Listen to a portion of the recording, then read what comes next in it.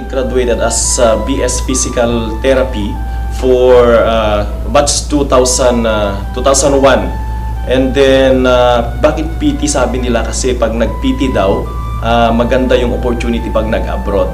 Pero unfortunately, 2001, hindi man ang pagka-PT. Dahil sa kagustuhan yung pangarap na mag-abroad, kasi sabi pag nag-abroad daw yayaman, naghanap ako ng work ng agencies or mga iba't ibang trabaho dito sa Manila.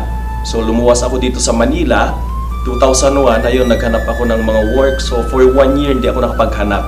So sinasabi kasi pag graduate ka daw, madaling maghanap ng trabaho, pero hindi pala ganun kadali. Nakapag-work din ako dito sa Manila, nakahanap ako ng work. Medyo related din naman sa profession ko kasi nag-work ako as fitness specialist or parang gym instructor, gano'n. Mula nung time na nag-gym instructor ako 2001, tuloy-tuloy na yon, almost more or less 10 years. Inabot ko rin yung mataas na position. Naging gym manager din ako. Tapos nung gym manager ako, nagkataon na talagang nakahanap na rin ako ng agency for UK. So nag-apply ako, na-deny din yung papers ko until such time na nakita ko rin si V-Mobile 2009. Nabigyan lang ako ng flyer and then tinignan ko lang. That was 2009. Pero hindi ko siya masyadong kinarir actually. So nagkataon na approve din yung visa ko for UK. So 2010 nakaalis ako. Nakarating ako sa UK.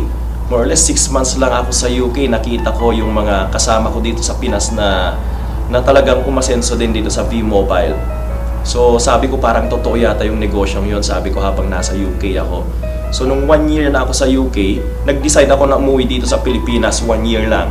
At yun nga, nung umuwi ako dito sa Pilipinas, ayun, syempre hindi natuwa yung magulang ko at nanghinayang din sila, pati yung mga kaibigan ko sa UK, sabi ba't ka uwi ng Pilipinas, napakaganda na yung opportunity natin dito. I have 3 kids, so parang ang hirap malayo sa pamilya. Ayun, umuwi ako dito sa Pilipinas. And so far for less than a year, nakuha ko yung hindi ko ni-expect dito sa business na to. Bili ko yung sasakyan, mga ganon. So nakapag-travel din ako kung saan-saan, including abroad. Nakapag-travel kami ng misis ko abroad dahil sa business na to. Nakarating kami sa mga lugar na hindi namin ini-expect na mararating, ganon.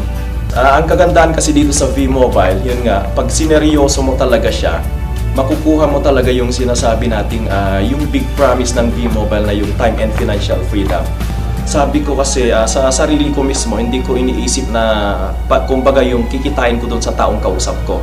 So iniisip ko yung opportunity na na-offer ko sa tao para pagka nire-reject akong ganon, sabi ko, nanghihinayang ako sa kanila. Kasi napakagandang opportunity yung ino-offer ko, tapos pagtatawanan ka lang, pipilosopuin ka lang. So napakalaking challenge din sa akin yun at the same time kasi sabi ko nga hindi ako ang nawalan pero sayang yung opportunity na ino-offer ko sa kanila. Sana kung makikita lang nila yung iniisip ko, sana kung makita nila yung opportunity na nakikita ko dito sa V-Mobile, di sana sabay-sabay kami sa pag-angat. Sa mga gustong maging successful dito sa V-Mobile, masasabi ko lang seryosohin natin yung business.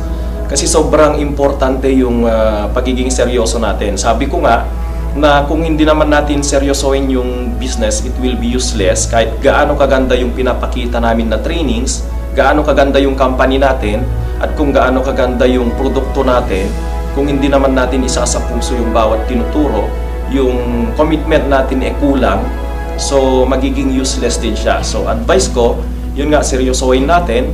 Huwag tayong makikinig sa mga kung ano-anong mga negative na sinasabi ng mga makakausap natin. Instead, i-take natin as challenge. So ang rejection dito sa business na to, very normal.